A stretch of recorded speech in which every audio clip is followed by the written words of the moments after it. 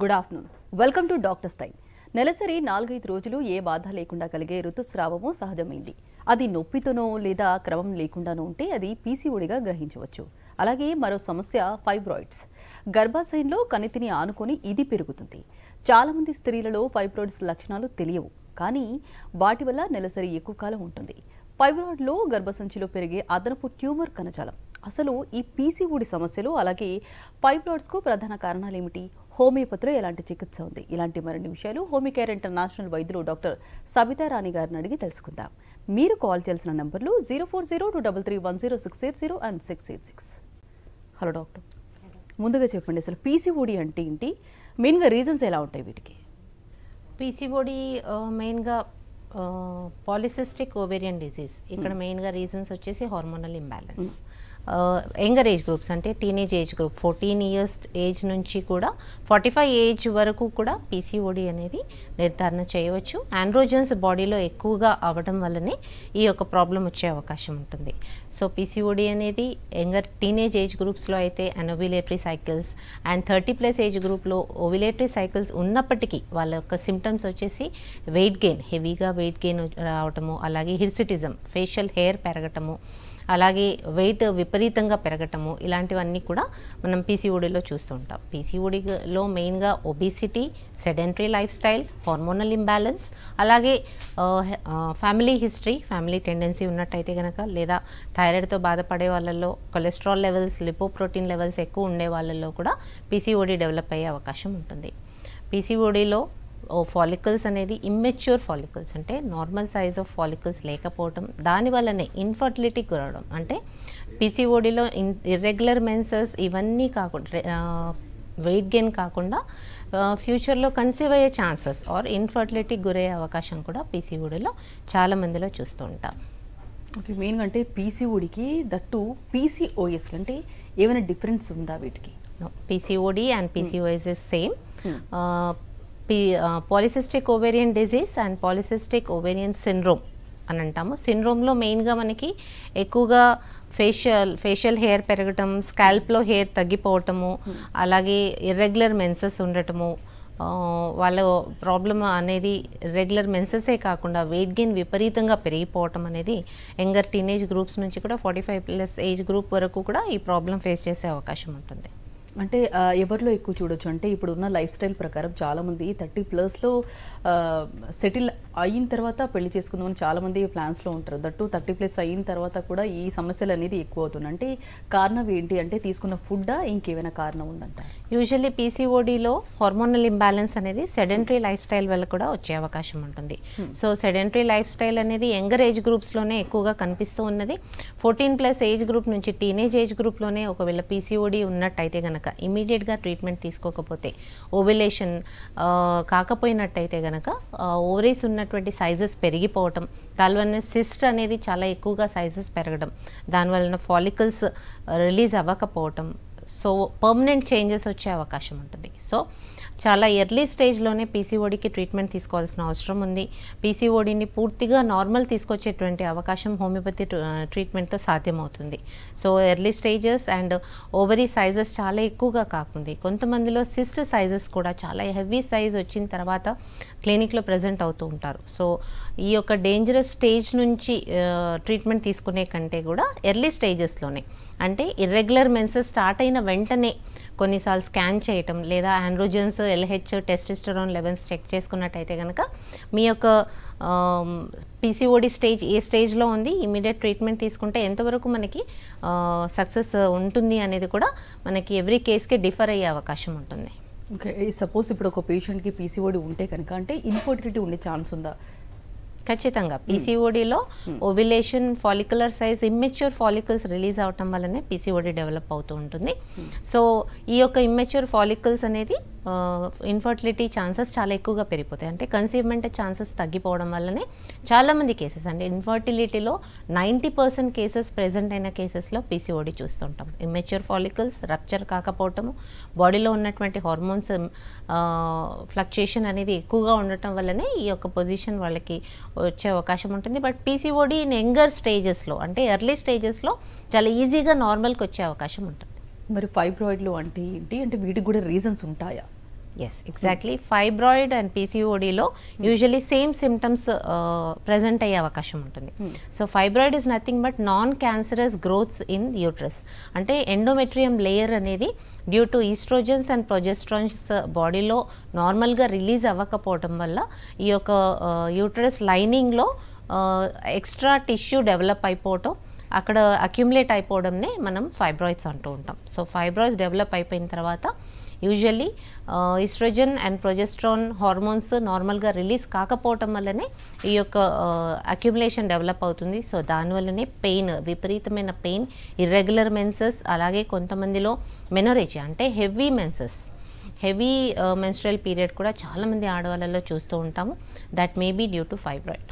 So heavy pain కూడా ఉంటుంది, అంటే డిస్మెనోరియా. ఈ యొక్క పెయిన్ఫుల్ మెన్సెస్ అనేది చాలా తీవ్రంగా బాధపడేటువంటి వాళ్ళలో యూజువలీ మెన్స్ట్రల్ పీరియడ్లోనే కాకుండా వేరే టైంలో కూడా ఈ యొక్క పెయిన్ అనేది చాలామందిలో చూస్తుంటాం. సో ఫైబ్రాయిడ్ ఉండడం వల్లనే, లేదా కొంతమందిలో పెల్విక్ ఇన్ఫ్లమేటరీ డిజీజ్ అంటే పెల్విస్లో యూట్రస్లో ఉన్నటువంటి ఇన్ఫెక్షన్స్ వల్ల కూడా ఈ యొక్క పెయిన్ వచ్చే అవకాశం ఉంటుంది. Adenomyosis, endometriosis and fibroid. So ఈ 3 కారణాల వల్ల విపరీతమైన నొప్పికి గురయ్యే అవకాశం ఉంటుంది, హెవీ మెన్స్ట్రల్ పీరియడ్స్ వచ్చే అవకాశం ఉంటుంది. అలాగే because of size of fibroids, ఎప్పుడైతే ఈ యొక్క ఫైబ్రాయిడ్ సైజు 3 mm 4 mm కంటే మించి పెరుగుతూ ఉంటుందో ఇక్కడ వాళ్ళకి ఇన్ఫర్టిలిటీ ఛాన్సెస్, అంటే వాళ్ళకి ఫీటస్ పెరగటం అనేది ఇబ్బందిగా ఉండటము, దానివల్లనే ఇన్ఫర్టిలిటీ ఛాన్సెస్ పెరగడం కూడా చూస్తుంటాం. రిపీటెడ్ అబార్షన్స్ కూడా కొంతమందిలో ఈ యొక్క ఫైబ్రాయిడ్స్ వల్ల ఉండే అవకాశం ఉంటుంది. ఓకే అండి, ఫస్ట్ కాలర్ కూడా లైన్లో ఉన్నారు. దివ్య నెల్లూరు నుంచి. హలో దివ్య గారు, మాట్లాడండి, మీ సమస్యను చెప్పండి. హలో మాట్లాడండి. హలో నమస్కారం మేడం. నమస్కారం, చెప్పండి మేడం. నేను నెల్లూరు నుంచి కాల్ చేస్తున్నాను. ఓకే మేడం, నాకు 5 years బ్యాక్ మ్యారేజ్ అయింది. ఓకే మ్యారేజ్ అయిన ఫస్ట్ ఇయర్ లో బాబు పుట్టాడు. ఓకే బాబు పుట్టిన తర్వాత ఫైల్స్ వచ్చాయి మేడం. ఓకే ఆ ఫైల్స్ కి ఎక్కడికి వెళ్ళినా సర్జరీలని ఆపేశాను. రీసెంట్ గా ఎన్టీవీలో మేడం హోమియోపతి నిన్న లైవ్ లో వచ్చారు మేడం. ఓకే సౌజన్య మేడం అని, ఆ మేడం ని కాంటాక్ట్ చేస్తే నిన్న నెల్లూరులో ఉందని చెప్పారు madam. Homeopathy, positive homeopathy. Okay అక్కడికి వెళ్ళాను మేడం. మెడిసిన్ వాడుతున్నాను నిన్నటి నుంచి వెళ్ళి. అది హోమియోపతి పనిచేస్తుంది అన్నారు. ఓకే అది మిమ్మల్ని అడిగి కనుక్కున్నామని మేడం. ప్రాబ్లం ఏంటమ్మా మీకు? Files madam. పైల్స్కి ఇమ్మీడియట్ రిలీఫ్ వచ్చే అవకాశం ఉంటుందమ్మా హోమియోపతి మందులతో. యూజువల్లీ మెయిన్గా కారణం వచ్చేసి ప్రెగ్నెన్సీ తర్వాత డెవలప్ అయింది అన్నారు. ప్రెషర్ సిమ్టమ్స్ ఉంటాయి. రెగ్యులర్గా ఫైబర్ ఫుడ్ తీసుకున్నట్టయితే కనుక ఈ ప్రాబ్లం నుంచి కొద్దిగా ఉపశమనం వచ్చే అవకాశం ఉంటుంది. ఆల్రెడీ పైల్స్ చాలా డెవలప్ అయినట్టయితే కనుక హోమియోపతి మందులతో ఇది నార్మల్కి తీసుకురావచ్చు.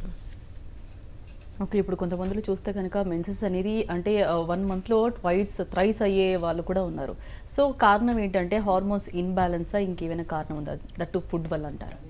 Any menstrual period 2 to 3 times in a month is anovulatory cycles. So ఇక్కడ మనకి ఓవ్యులేషన్ అనేది జరగట్లేదు. దానివల్లనే వాళ్ళకి రిపీటెడ్గా ఎండోమెట్రియం షెడ్ అవ్వడం అనేది కూడా కనిపిస్తూ ఉంటుంది. సో ఈ ఆండ్రోజన్స్ పెరగటం వల్ల రిపీటెడ్గా మెన్సెస్ రావటము ఇవన్నీ కూడా హార్మోనల్ ఇంబ్యాలెన్సే. So androgens, LH and follicular stimulating hormone అనేది చెక్ చేసుకుంటూ దీనికి ట్రీట్మెంట్ ఇవ్వడం జరుగుతుంది. ఒకవేళ PCOD అయినట్టయితే కనుక దానికి కూడా ఆ యొక్క ఓవరీ సైజెస్ అనేవి నార్మల్ వచ్చే వరకు కూడా ట్రీట్మెంట్ తీసుకోవాల్సిన అవసరం ఉంటుంది. సో PCODలో irregular menses, heavy menstrual periods వచ్చే అవకాశం ఉంటుంది.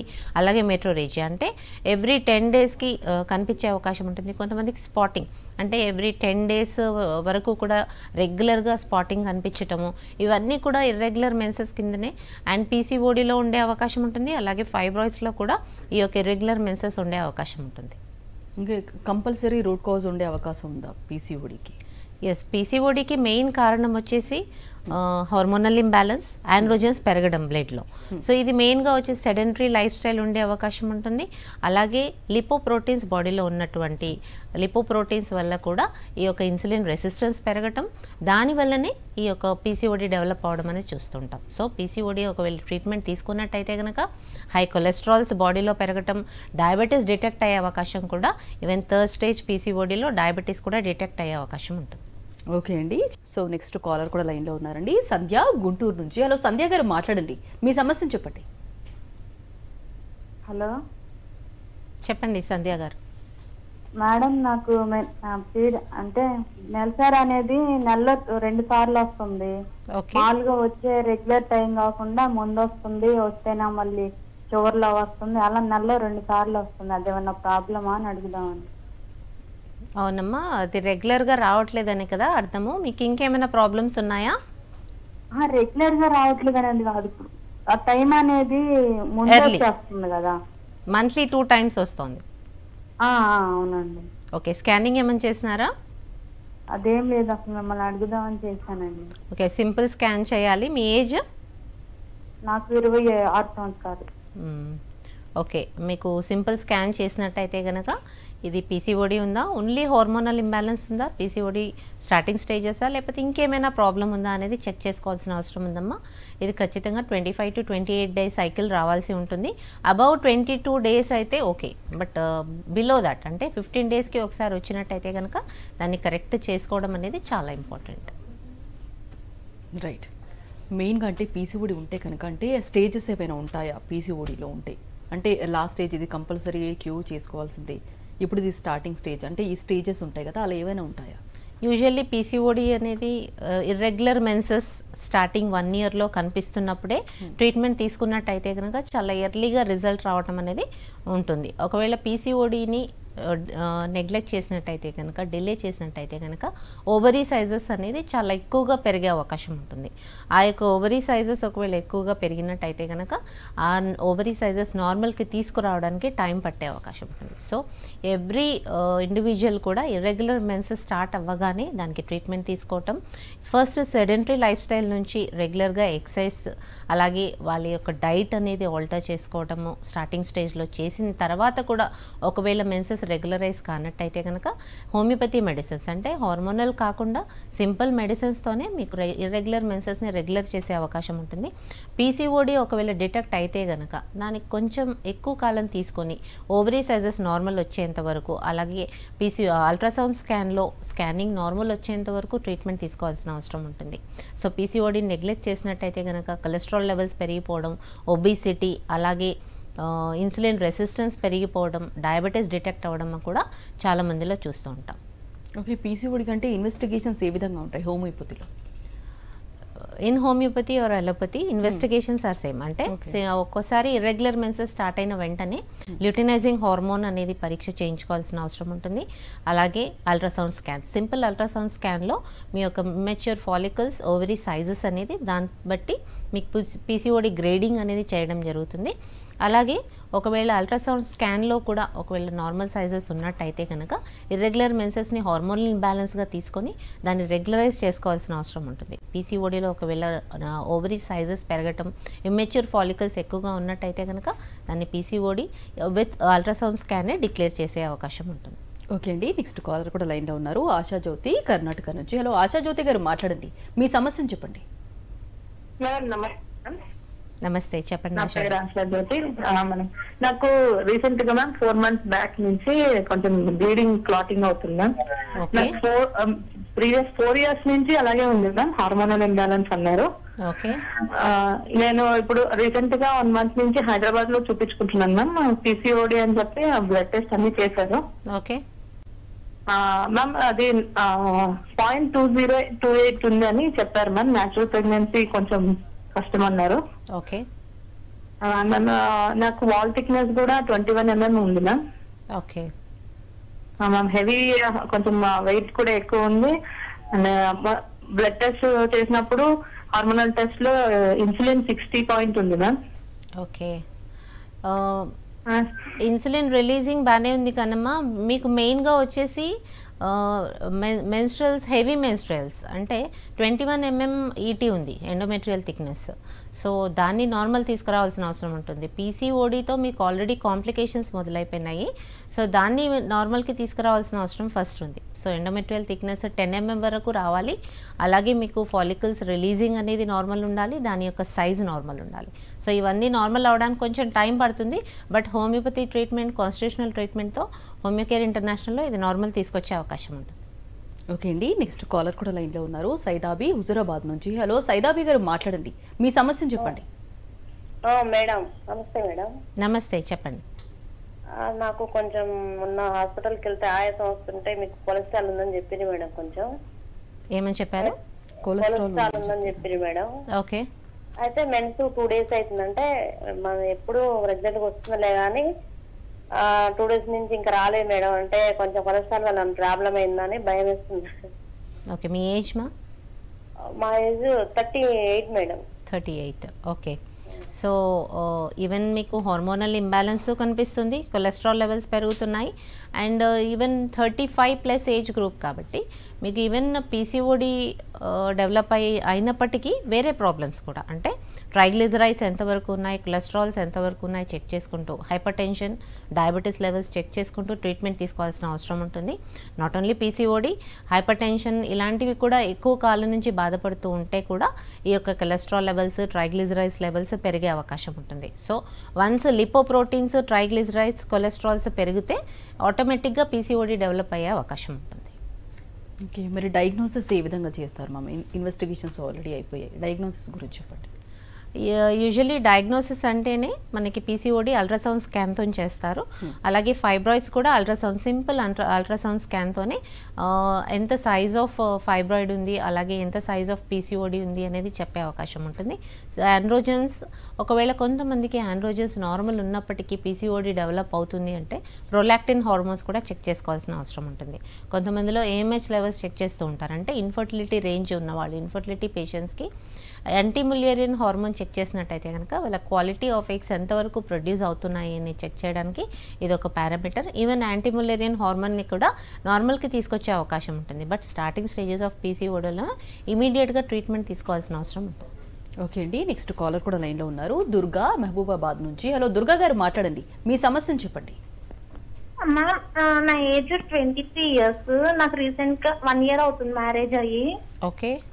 అయితే నేను హైదరాబాద్ లో టెస్ట్ చేయించుకుంటే పీసీఓడి ఉందన్నారు, థైరాయిడ్ స్టార్టింగ్ స్టేజ్ అని చెప్తున్నారు. ఓకే. వేరే హాస్పిటల్లోకి వెళ్తే చిన్న ఏజ్ కదా, థైరాయిడ్ టాబ్లెట్స్ వద్దని చెప్తున్నారు. దీనికి ఏమైనా సొల్యూషన్ ఉందా, అంటే ప్రెగ్నెన్సీ గురించి అని? టీఎస్హెచ్ ఎంత ఉందమ్మా? Sorry ma'am? TSH, thyroid stimulating hormone ఎంత ఉంది? అది తెలియదు కానీ టాబ్లెట్స్ అయితే 25 mg ఇచ్చారు. ఓకే.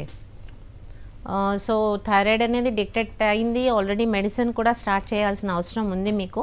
బట్ బికాస్ మీరు ఇన్ఫర్టిలిటీ అంటున్నారు, అంటే కన్సీవ్మెంట్కి ప్లాన్ చేస్తున్నారు కనుక మీకు కన్సీవ్మెంట్ ఛాన్సెస్ అనేది పెరగాలి అంటే థైరాయిడ్ హార్మోన్ నార్మల్గా ఉండాలి.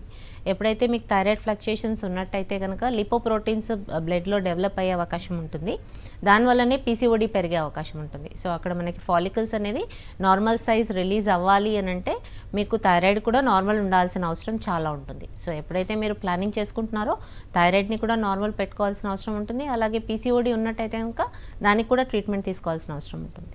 ఇంకా మెయిన్గా అంటే పీసీఓడికి ప్రత్యేకంగా డైట్ ఏమైనా ఉంటుందా? ఎస్, పీసీఓడిలో యూజువలీ సెడెంటరీ లైఫ్ స్టైల్ అని మాట్లాడుకున్నాం. అలాగే వాళ్ళు ఒకవేళ గ్లైసెమిక్ ఇండెక్స్ ఎక్కువగా ఉన్నటువంటి ఫుడ్ తీసుకున్నట్టయితే కనుక హై గ్లూకోజ్ రిచ్ ఉంటాయి. గ్లూకోజ్ రిచ్ ఐటమ్స్ వచ్చేసి మనకి white rice, white flour items, all carbohydrates. కార్బోహైడ్రేట్స్లో కూడా ఎక్కువగా గ్లైసెమిక్ ఇండెక్స్ ఉన్నటువంటివి షుగర్స్, హై షుగర్ ఉన్నటువంటి స్వీట్నెస్ కానివ్వండి లేదా కార్బోహైడ్రేట్ కానివ్వండి. సో ఫైబర్ ఒకవేళ ఇంక్లూడ్ అయినట్టు ఉంటే కనుక వాళ్ళకి గ్లైసెమిక్ ఇండెక్స్ పెరగదు, గ్లూకోజ్ అనేది బాడీలో ఇమీడియట్గా రైజ్ అవ్వకుండా ఉంటుంది. సో ఈ పీసీఓడితో ఉండేవాళ్ళు కూడా ఇలాంటివన్నీ కూడా ఫుడ్స్ బాగా అవాయిడ్ చేస్తూ ఫైబర్ రిచ్ ఐటమ్స్ తీసుకుంటూ, హై ఫైబర్ వెజిటేబుల్స్ ఎక్కువగా తీసుకుంటూ, ఫైబర్ రిచ్ ఎక్కువగా తీసుకున్నట్టయితే కనుక వాళ్ళ గ్లైసెమిక్ ఇండెక్స్ తక్కువయ్యే అవకాశం ఉంటుంది. అలాగే లిపోప్రోటీన్స్ బాడీలో కూడా పెరిగే అవకాశం తక్కువ అయినందువల్ల కూడా పీసీఓడి ఛాన్సెస్ అనేది తగ్గే అవకాశం ఉంటుంది. సో డైట్ రెస్ట్రిక్షన్స్ అనేది పీసీఓడిలో ఇమీడియట్ ఫస్ట్ స్టేజ్ నుంచి కూడా పాటించాల్సిన అవసరం ఉంటుంది. ఓకే, మెయిన్ అంటే ఇప్పుడు మీరు చెప్పిన డైట్ ప్రకారం పాటిస్తే కనుక కంపల్సరీ కంట్రోల్లో వచ్చే ఛాన్స్ ఉందా, పూర్తిగా నయమయ్యే ఛాన్స్ ఉందంటారా? యూజువల్లీ పీసీఓడి అనేది జస్ట్ లైక్ డయాబెటీస్, ఒక్కసారి వచ్చింది అంటే అది నార్మల్ అయ్యే అవకాశం లేదు అని డాక్టర్స్ చెప్తారు. బట్ హోమియోపతితో ఈవెన్ పీసీఓడియే కాదు, డయాబెటీస్ స్టార్టింగ్ స్టేజెస్ కూడా మేము పూర్తిగా అలోపతి మెడిసిన్ లేకుండా హెచ్బిఏవన్సీని 5.5 వరకు తీసుకొచ్చిన కేసెస్ ఉన్నాయి. సో పీసీఓడిని కూడా చాలా 90% రిజల్ట్ మీకు హోమియోపతి ట్రీట్మెంట్తో, హోమియోపతి కాన్స్టిట్యూషనల్ ట్రీట్మెంట్తో సాధ్యమయ్యే అవకాశం ఉంటుంది. ఓకే, ఇప్పుడు కొంతమందిలో చూస్తే కనుక మెన్సెన్స్ అనేది 50+ వచ్చిన తర్వాత వాళ్ళకి ఆగిపోతాయి. దట్టు అదంతా ఫామ్ అయ్యి ఒక క్యాన్సర్ గడ్డలాగా ఫామ్ అయ్యే ఛాన్స్ కూడా చాలా మందిలో ఉంది. ఆపరేషన్ చేయించుకున్న వాళ్ళు కూడా ఉన్నారు. అంటే ఎందుకు ఇలా జరుగుతుంది? అందరిలో జరుగుతుందా లేదా కొంతమందిలోనే జరుగుతుందా?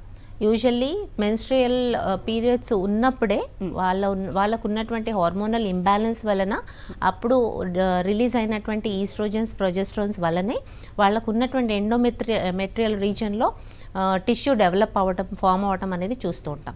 సో ఈ ఫైబ్రాయిడ్స్ అనేది వన్స్ మెనోపాజల్ ఏజ్ అయిన తర్వాత, అంటే వాళ్ళకి పీరియడ్స్ స్టాప్ అయిపోయిన తర్వాత ఈ యొక్క ఫైబ్రాయిడ్స్ అనేది కూడా అట్రోఫీ అయిపోతాయి, అంటే తక్కువగా అయిపోతూ ఉంటాయి. ఈవెన్ యూట్రస్తో పాటు ఇవన్నీ కూడా కన్సైజ్ అయ్యే అవకాశం ఉంది. But before menopausal stage 45+ age గ్రూప్లో ఒకవేళ ఈ యొక్క ఫైబ్రాయిడ్స్ అనేది చాలా ఎక్కువగా సైజ్ ఉన్నట్టయితే కనుక హెవీ మెన్స్ట్రియల్ పీరియడ్స్ వచ్చే అవకాశం ఉంటుంది. ఎండోమెట్రియల్ థిక్నెస్ పెరగటం, అలాగే హెవీ మెన్స్ట్రియల్ పీరియడ్స్ రావటం వలన ఈ యొక్క ప్రాబ్లం అనేది కొంతమందిలో ఒకవేళ ప్యాప్స్మియర్ చేసినట్టయితే కనుక maybe this is cancerous tissue ఉన్నట్టయితే కనుక దానికి హిస్టరెక్టమీ అంటే యూట్రస్ తీసేయడం అనేది జరగాల్సిన అవసరం ఉంటుంది. లేదు అంటే హెవీ మెన్స్ట్రియల్ పీరియడ్స్ కంట్రోల్ చేస్తూ ఉంటే మెనోపాజల్ ఏజ్ వచ్చిన తర్వాత ఇది నార్మల్ అయ్యే అవకాశం ఉంటుంది. ఓకే, ఇవన్నీ రాకుండా ఉండాలంటే లైఫ్ స్టైల్ మోడిఫికేషన్ ఏ విధంగా చేయాలంటారు? హార్మోన్తో సహా హార్మోనల్ ఇంబ్యాలెన్స్ లేకుండా రెగ్యులర్ ఎక్సర్సైజ్ చేసుకొని, అలాగే హై గ్లూకోజ్ రిచ్ ఐటమ్స్ తక్కువగా తీసుకున్నట్టయితే కనుక ఇది ఈజీగానే మెయింటైన్ చేసే అవకాశం ఉంటుంది. మెయిన్గా అంటే ఇప్పుడు డయాగ్నోసిస్ గురించి ఆల్రెడీ చెప్పారు. అంటే డయాగ్నోసిస్ అయిన తర్వాత అంటే దానికి కూడా డైట్ ఏమైనా ఉంటుందా? ఆల్రెడీ అన్ని ఫుడ్స్ ఏమైనా తీసుకోవాలా? నార్మల్గా ఏముంటుందంట? యూజువల్లీ డయాగ్నోసిస్ అయిన తర్వాత ఆర్ బిఫోర్ కూడా పీసీఓడిలో కానీ ఫైబ్రాయిడ్స్లో కానీ హార్మోనల్ ఇంబ్యాలెన్స్ లేకుండా ఉండాలి అని అంటే హై గ్లూకోజ్ రిచ్ ఐటమ్స్ తక్కువ తీసుకుంటూ రెగ్యులర్ ఎక్సర్సైజ్ చేసుకున్నట్టయితే కనుక హార్మోన్స్ అనేది నార్మల్ వచ్చే అవకాశం ఉంటుంది. ఫుడ్ రెస్ట్రిక్షన్స్ అనేది even before diagnosis and after diagnosis ఇవన్నీ కూడా మెయింటైన్ చేయాల్సిన అవసరం ఉంటుంది. ఓకే, పీసీఓడి ఒకసారి వస్తే వదిలిపోదు, అలాగే డయాబెటీస్ లాగా అన్నారు. మరి ఫైబ్రాయిడ్లు కూడా అలాగేనా? అది కూడా ఏమైనా తగ్గించుకోవచ్చు అంటారు? ఫైబ్రాయిడ్స్ అనేది హెవీ టిష్యూ, మయోమెట్రియంలో ఈ యొక్క టిష్యూ అనేది చాలా ఎక్కువగా థిక్గా ఉండే అవకాశం ఉంటుంది. ఈ యొక్క ఫైబ్రస్ టిష్యూ అనేది సైజ్ తగ్గటం అనేది చాలా కష్టమైంది. సో ఫైబ్రస్ టిష్యూ ఒకవేళ డెవలప్ అయినప్పటికీ చాలా మందిలో ఈవెన్ 90% పేషెంట్స్లో ఫైబ్రాయిడ్స్ డెవలప్ అయినప్పటికీ సిమ్టమ్లెస్ ఉంటుంది. సో ఇలాంటి సిమ్టమ్లెస్ ఫైబ్రాయిడ్స్తో ఎలాంటి ప్రాబ్లమ్స్ ఉండే అవకాశం ఉండదు. బట్ ఈ యొక్క టిష్యూ అనేది మితిమీరి పెరిగినట్టయితే కనుక, ఈ యొక్క సైజ్ ఆఫ్ ఫైబ్రాయిడ్స్ అనేది చాలా ఎక్కువగా ఉన్నట్టయితే కనుక heavy menstrual periods, heavy abdominal పెయిన్తో బాధపడుతున్నట్టయితే కనుక దీనికి ట్రీట్మెంట్ అవసరం ఉంటుంది.